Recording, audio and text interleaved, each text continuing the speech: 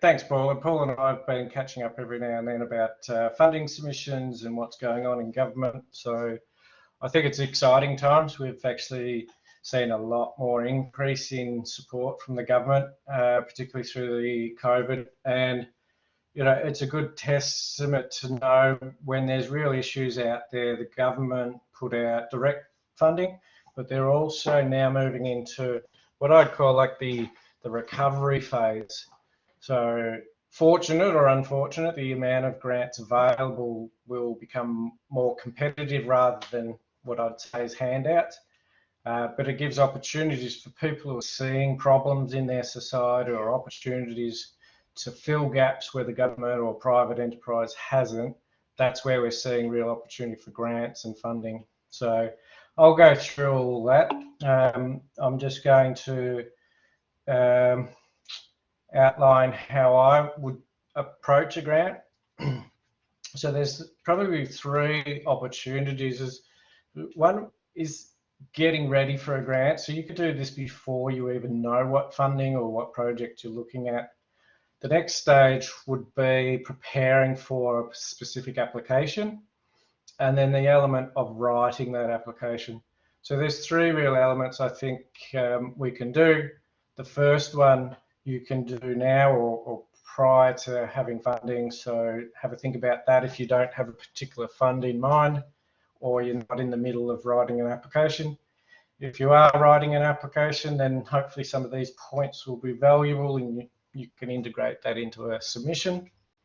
And then once you've kind of processed all that, it's actually putting pen to paper. So there's a lot more that can be done before you start putting pen to paper. And then it'll be worth sticking around because I'll give you my ultimate funding strategy. And that's where I kind of really leverage funds for large scale projects and $100 million projects. So that might sound daunting or it might sound quite excessive for some. It might actually be, run of the mill for some. I'm not sure who's on the chat, but it's about scale and being able to identify ways to maximise your benefit and funding. So it is achievable to small organisations to get, six-figure funding. And I'll just explain the process that I go through and how I've been able to achieve that. So just a little bit about me that Paul hasn't mentioned. He's correct. I have been writing grants since 2007. That's when I set up Grantus. I've been involved in public sector. I've been writing feasibility studies and business cases, which have taken up to 18 months, 2 years to write justification. So they're the kind of large scale grants, if you want to call it that, and getting infrastructure fund from state and Commonwealth governments. But the same principles apply down to the low, small, not-for-profits, social enterprises and businesses that are looking at getting funding. As I mentioned, I'm happy to take questions. I think it's important to try and get a two-way conversation going, but also in saying that it can be, it can break up the momentum. But yeah, ask the questions or we'll try and catch up at the end. We should have lots of opportunity for Q&A at the end if we don't get caught up in the middle. So doesn't worry me, ask away. Before I do start, so we'll just put context of grants and funding in the broader context. So if you're a business or a social enterprise, then you might be already making some of the money or funding through income. So you're selling goods or you're selling services. There's lots of other ways. And what I really want to be focusing on is just grants, and probably more particular is government grants and probably trusts and philanthropic funds.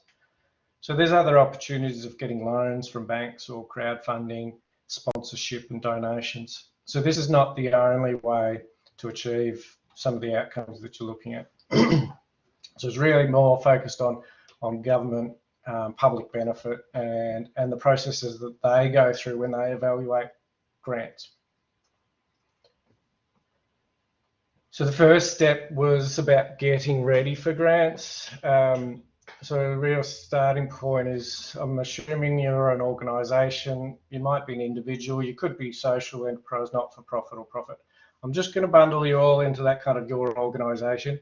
It could be one person, it could be 100 people. But every organisation, whether it's, well, it depends on the legal status, will have some kind of objective in mind, or something that you're trying to achieve. And I think it really needs to tie back to these objectives of the organisation, and not just chasing money for money's sake. So clearly, if you've got a different legal status, so if you're a profit business, you might be limited in the funding that you can achieve. Not-for-profits and social enterprises opens up the opportunity for charity status. So we were talking about getting ready. Your organisation is understanding what staff has your role in funding. Have you actually, have you been successful in getting grants before? Are you sitting at the $1,000 kind of grant, or are you successful in getting $10,000 grants, or is it further up higher? To understanding where you're at in that kind of cycle of funding. Do you understand the government's processes? And your business's history. So are you a multi-million-dollar business? Are you getting away with $10,000 and it's not for profit? So this kind of the entry point of where you might need to start pitching your funding bid. So if you're just relying on donations and volunteers, you might not have a big turnover or a big balance sheet, in which case you might be targeting different funds than someone who has several large programs, multi-year programs, and they can pitch their applications or their funding suggestions to different components. So by understanding some of the past projects and developing trust in your community or your area of influence, so if you've been operating for a long period of time, these are things that are really going to be valuable for putting an application together. So we've been running for 200 years or 100 years, and successfully achieving these projects or these outcomes is going to be really valuable when you're looking at large projects or bigger projects. But what I encourage everyone to do, instead of start looking for funding and then try and match projects to funding, is look at your priorities and look at your focus. Where does your organisation want to head? What do we need? So instead of the other way around, is here's some money, let's match a project. Jot down your top projects. And so what would we, if we had the funding, what would we do with that? Because funding takes time and it takes effort and it takes resources. So you want to be moving your business in the right direction. And then who have you got that can help you? So partners. So small organisation looking at applying for a project or some kind of funding. We might say, we'll use an example of a workshop. So you're a small organisation, you want to run a workshop, would like a bit of money to support you. You're kind of in that ocean by yourself. How are we going to run that workshop? If we start looking for funding and we go to the funder and so we want to run this workshop, that's great, but it's kind of like a two-way, you asking them for funding. So what we want to try and do is, well, what's this workshop for, and who are the potential stakeholders or people that might get involved, who might benefit from our workshop, and is there some interested people that might be worth engaging in this kind of project that we're looking at. So if we're looking at workshops and we're trying to benefit students or elderly or whatever they are, that's great. We're starting to work on some people who are going to benefit from it. We've also got some interested parties. So maybe schools would be interested in how either hosting or supporting our project. And you might also incorporate libraries into a workshop and collaboration. So instead of just looking at your business and yourself as in isolation, starting to look at these partners and who do we already work with, and who can we work with to be ready when funding's available. So you might have all these kind of relationships already. If you look back at your projects and say, look, who do we need to work with and who do we need to partner with? Let's start building that relationship a bit stronger. So when an opportunity for funding comes up for workshops, we're going to have the libraries already on board. We know the school's interested, and we know we're going to help these customers, the beneficiaries like students, and that that builds that up. So it's interesting and really relevant having partners, because I'm going to expand on that as we move into applications. But before we do, we kind of say, okay, well, that's great. How do we find these funds? This is not really going to be a big focus of this presentation. It's more about, getting a fund and being able to write for it. My advice in this space, if you are looking at funding, don't go down the rabbit warren. There's lots of government websites. You can pay subscriptions to get there and newsletters. Don't do Google searches, because once you start going through that process, you're looking and spending a lot more time than you need, I think. If you've got your partners involved in industry associations and understand where you're likely to get the funding, some of it's a bit of a patience game, but focus on the projects that you want as well. I'm going to just leave the searching for funding. There's a whole presentation on that if people want to know about it. But I think, so I'm just going to assume that you've already found a grant, you've prepared your business to the best the way you can. We're now moving into preparing for an application. So you found something online. Let's use the workshop experience. It looks like it's good. We can get some funding to support a workshop or a program. It doesn't matter if it's $5,000 or $100,000. My suggestion is just to get the guidelines and then read their guidelines, read their website, and just do a quick glance, because a lot of the time you think it's worthwhile, but then you get to it and you get into the detail and say, oh, look, it's only available for a different state or territory, or we're not eligible for this. So don't get too excited and don't do too much to start with. But make sure that there's a great alignment, or at least enough alignment, between your business and what there's funding. So that's kind of like the first scan. And then never is the project, in my mind, is never this 100% fit. So there's always a bit of creativity that needs to occur in your story. And that's where you kind of talk to your partners and so maybe it's a workshop, but maybe it's an environmental fund that's offering training and development. So, you thought it might have just been for schools or some other element. So you can tweak around it. So the idea is to think a bit broader and try and make their funding fit what you want, not the other way around. You see a fund and then you create a project out of it, because then you lose a bit of your focus as an organisation, and you're spending time and money on projects that are just kind of on the edge. And a lot of these projects don't fund resources or time for new staff. So it's the staff within your business that are going to be dragged off onto other projects, and you might find that other things get dropped off. So the idea here is that you might have a particular application in mind. We've got this workshop, and we want to think a bit broader around this workshop. So some environmental funding is available. We want to involve some technology in there, and we want to create jobs or get people ready for jobs. So, and some diversity. So these are, 4 areas that could distinctly find funding from a particular source, but combined together, they're kind of ticking 4 boxes and potentially meeting the funding requirement, but also bringing towards a lot more benefit through the workshop. So you still might want to be delivering a workshop, but you're prepared to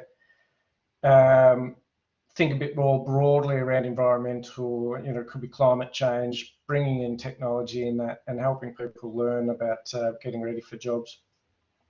So we've got, these partners that we were talking about, and you'll have partners around diversity or maybe jobs, so the schools might be jobs. You've got partners that might be able to contribute in the environment and tech.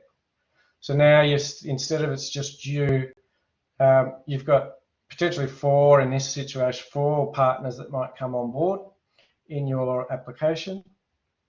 And this is, we're not even starting to write it, we're really scoping out what the project might look like. So these partners all have reach in other areas as well. So you might be able to help benefit, it could be gender diversity, you're helping that partner achieve their benefits. You're getting further reach with partners, so you're reaching out into the community that you're serving a lot more, and you might be able to leverage dollars from those partners and support in delivering it. So if you did it all on your own, that's fine, but you're missing out on opportunities with all these partners coming on board and thinking about broader topics. So apart from reaching and getting a lot more partners, there's potential there also to attract a lot more dollars, and I'll explain that through the presentation a bit more in a minute.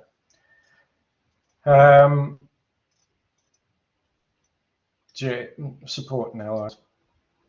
So now we're moving into this next phase of, you've got the application, you've got a potential project in mind, you're pulling in partners. I really like to think of all my projects as problems. So what problems are we trying to solve, and whose problems are we trying to solve? And I really focus on 3 areas of problems. The first problem with the workshop, in this case, this is your problem. You were wanted to try and educate people on climate change, for example. That's your problem. The funder that you're trying to get money from, in this situation, I've just said logging, so that they're looking at where education for deforestation, for example, that's their problem. They want to fix this kind of logging area or deforestation. COVID will come into this at this point in time, so this could be their key priority areas for funding. And I've said logging, COVID, carbon, greenhouse gases, and culture. So now you've got their problems, your problem, and sure, you can create a workshop around that and bring the synergies. But the third problem is those that are going to benefit. So who's coming to these workshops, and who's going to be actually going to benefit from delivering those? So I'm making this up, but I'm just using an example, but you might have beneficiaries who want to come to a workshop to educate them about climate change, but we also want, in this case, maybe gender, and we want to bring in COVID. But over here, their problems are that they don't have access to IT, or there's language barriers, or what they really want is a job, or they can't get to your workshop, and money's an issue. So here you've got 3 problems, and if you can understand where this all fits, then we can start addressing some of these individual problems, but bringing them into this workshop and addressing the beneficiaries. So we're maximising the benefits for those that are going to benefit from it. We're addressing the funders' problems, and it's going to make your application a lot more robust. So the idea in this situation is to just get this oversight. It's not just about addressing their problems. You really want to address yours and maximise the benefits for those who are going to participate in your funding. So in that case, the benefits, using that example, and I've just got skills development, so people are learning around environmental management.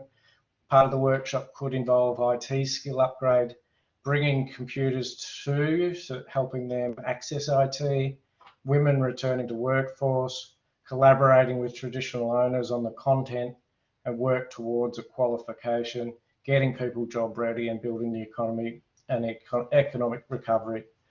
So that's come from understanding problems of who's out there, the funding, and coming from a workshop which you guys wanted to deliver as an organisation. And we're bringing in key areas which would be well looked at from a funding perspective, but also deliver benefits on the ground. So I'm hoping you guys could just use that as you're kind of thinking about your organisation. Obviously, that's just one example, and it's quite a simple example, but trying to bring to your organisation, what problems have you got? What are you trying to solve? What are the benefits? You know, when you've got an application, what is the problems of the funding body, and who can we benefit, and how can we be a bit creative around solving that solution? So we kind of talked about problems. We've now addressed benefits. I just want to go into options and solution. I'd separate these two because I don't really want to go straight to the end. This journey, I look at it, a grants writing, as a story rather than a solution. So we need to tell the funding body that we've identified these problems. If we fixed it, these benefits would result. We've looked at various options to address the problems and those options that will achieve the best benefits. And we're giving them a bit of a story around the risks or the assumptions and constraints, and why our solution is the best given the circumstances. So this 3 and 4 point is really about de-risking your funding application and saying to the government, well, we've considered these options, but we think that they're too risky, or they're not going to be accepted by certain community groups, or it's not viable. And the reason for this is why we've chosen our particular solution. So when they're reading through your application, they're reading the solution. So look, these guys have thought about it. They've put a lot of effort into it. They've engaged their stakeholders. And if we fund it, they'll manage the project without red flags.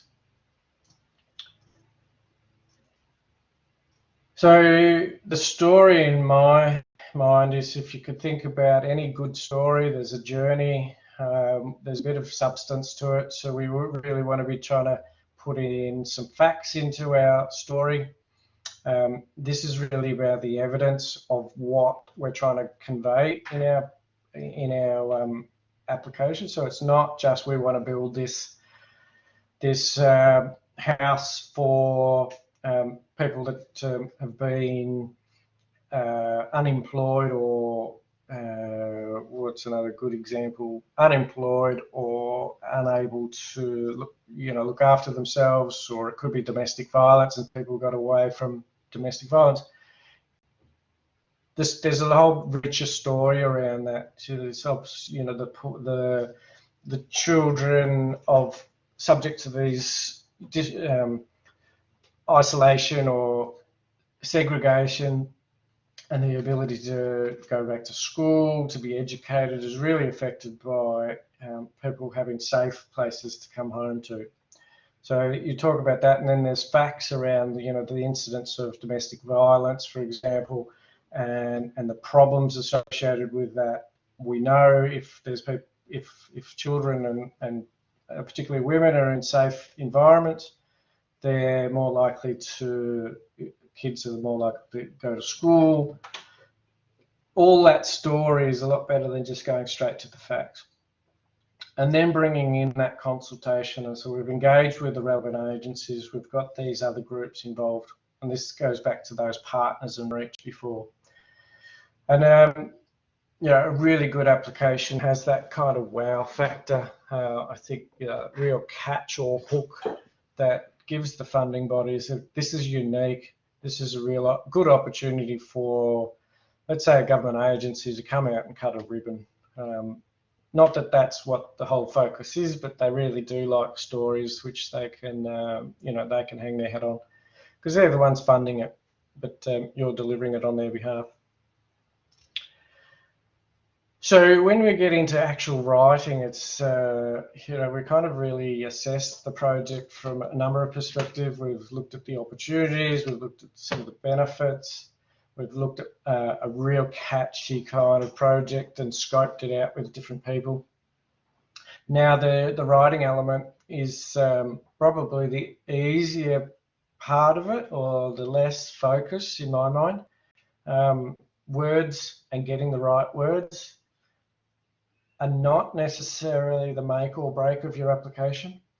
If you've gone through that problems and you've really scoped it well and you've got a really good fundamental project, it's going to be a lot more, it's going to be easier to support than having a well-crafted application that's got a lot of spin in it, but not a lot of substance.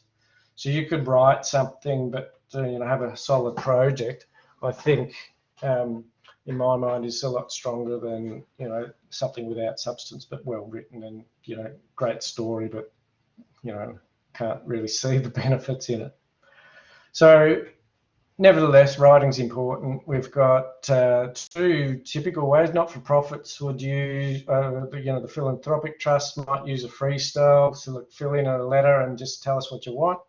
But a lot of these days are templated. So you may not see it in the same way that I've presented just now, but most of the templates will have some kind of element of problem, benefits, options, solution, and you'll be able to drop your elements into that part of the application, or at least see them in the application where they're asking for it. They'll ask for it in different ways of needs, or problems, risks, assumptions. Depends how complex it is, but it follows some of those.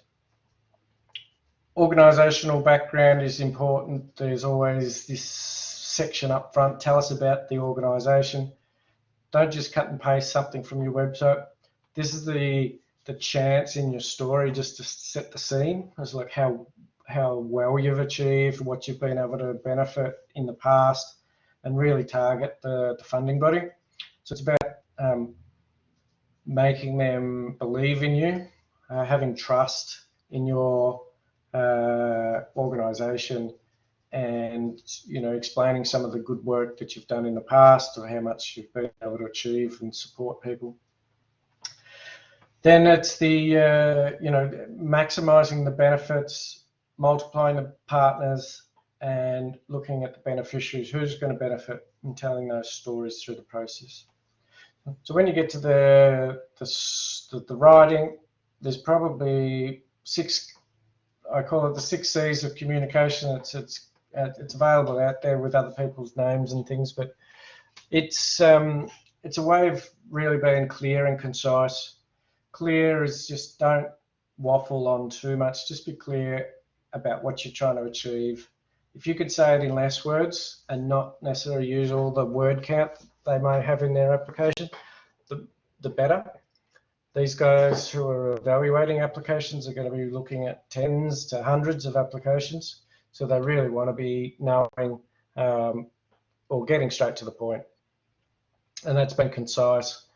Be considerate of some of your competitors or who you're trying to compete with, so not discounting other people, or say, look, we'll do this better than our competitor, or it's not being addressed properly by government, therefore give it to us to address. So it's really just being able to say, well, we will do this project on behalf of the government, which is, you've just got to be a bit more polite, or you enter bureaucracy when you start getting government grants. Make sure everything's complete. Make sure you follow the guidelines. I can't stress that enough. There's questions that they'll have. Answer the question in that particular area. So it could be that section. A lot of the time they do repeat themselves, and then you may need to repeat yourself in each question as well. But make sure it's complete for that section, or completely answering that question. make sure everything's correct and do your spell checks and things like that. But also it's correct in your data that you're supplying. And obviously compelling. If you can make it compelling, it's a lot easier for someone to accept your proposal.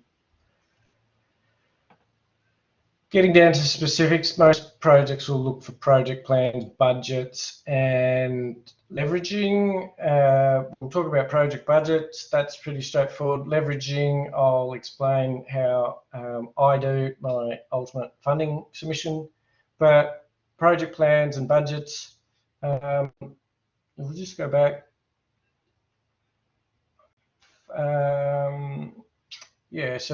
Budget, really about how much money you have to complete the project. I'm not going to go into that detail. I've got some examples of project plan and budget, which I'll show you, but they're key ones that need to be addressed. Really about what you're going to do and how much it's going to cost. Being able to get quotes if you can and get them from your partners. But I want to talk about leveraging and maximizing the value of your engagement. So let's say you've got this workshop or a project that you've got $1,000 that you're prepared to contribute. It's a 50-50 fund. So in essence, you're asking for $1,000 from the government. In this example, you'll contribute $1,000. This is where those partners and being able to get support for your project really can help. So if that was just you and putting funding to a funding proposal, you'd have $2,000 for your total budget. But then if you had your partners and they would contribute, say $500, this could be in cash or it could be in kind through resources or support, and then you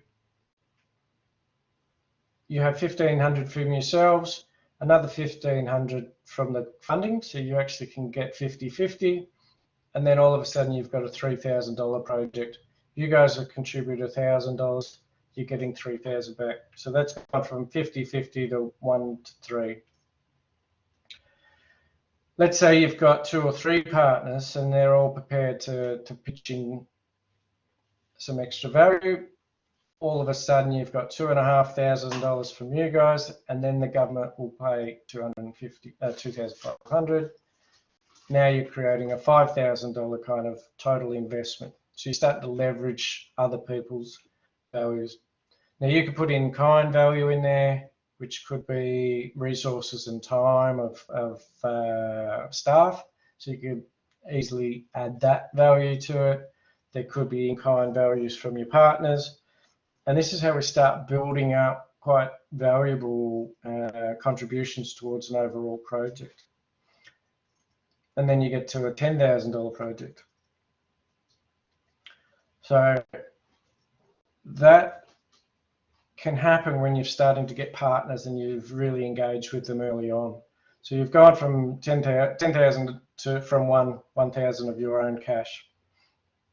So I encourage you to engage partners and look at those options of collaboration and contribution. So this would be a specific project plan with budget. It is actually in a case that I've got. So there's the stage 1, we've got committees, we've got some technical assessment, and then we go into consultation and constraints, and then a business case at the end. So the applicant here has contributed 10,000 in cash in the green for the stage 1, and then 5,000 for the other stage. So their cash contribution is $15,000. But they had several other contributors, so there's several partners that were prepared to put in 60,000. So that was over 4 or 5 other partners, plus their in-kind, so their staff there. So the bottom line there is that we've created 15,000. We've got a cash fund contribution of 300,000 from a funding, and we've got an overall budget of nearly $450,000 from $15,000 in cash. So that's really innovative, well, not innovative ways, but opportunities to get that ultimate funding strategy where you're contributing fairly minimal up front, but you're engaging other partners to help deliver your projects. So then we get into things like influencing your outcome. So how do you improve your chances of success with your application? And this is kind of 102. This is the next level of just seeing an application and filling out all the kind of questions. Really, if you could start thinking about the funding body and what they want funded, they don't want any negative outcomes.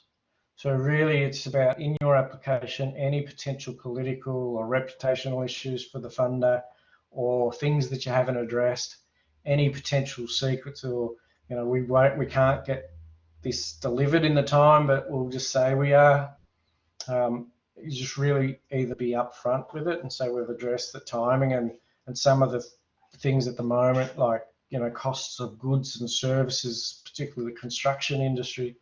Just be upfront and say, we think it's going to cost this much, but by the time we start, it could be who knows what kind of cost it is, or whether we can get the staff to do it. They're things that I would be putting in my applications at the moment, because they're real risks to a lot of our projects. Try not to have anything controversial. Government don't like controversial projects. Maybe philanthropic projects are, or sponsorship. Some of those avenues are funded elsewhere where there's no political ramification for saying or doing radical things. So there are avenues for that. Think about opportunities for a minister to come out and cut a ribbon. What would it take for them to come out and and back work your application around some good kind of outcomes and make them look good? So it's really, they're funding you. Just they're not doing anything apart from the funding, but you really need to think of them as your partner as well. And so how do we make them look good? Do we make multiple media releases? Do we say we're going to have community events, welcome the local members and the government to participate, put a plaque on a wall? Those kind of things are going to help them feel like you're the right person to deliver their projects for them. And talk about your ideas and increase support. So talking about the projects that you're looking at, and just be very open and public about it. So you never know who you're talking to might have an avenue in to either government or other support processes. You might get letters of support from project partners. So talking to the government and those agencies that you may get funding for, but also council members and community members, business leaders, and really build your reputation as you go. And then there's the ultimate funding strategy, which I did mention, which is kind of, I've really highlighted that through this presentation anyway. But I always try and start small. Like asking for big money at the start of a project is quite daunting for anybody. So we really need to demonstrate through our process a pathway or a project that has potential. So what I like to do is take our funders on a journey and tell them the story. And that means asking for, let's say, in that previous example, we said, look, we just want a bit of money to explore some of these risks, some of the problems that we've got. We're not sure if there's a project there or not. And I'll call that a feasibility study or some seed funding to explore an idea.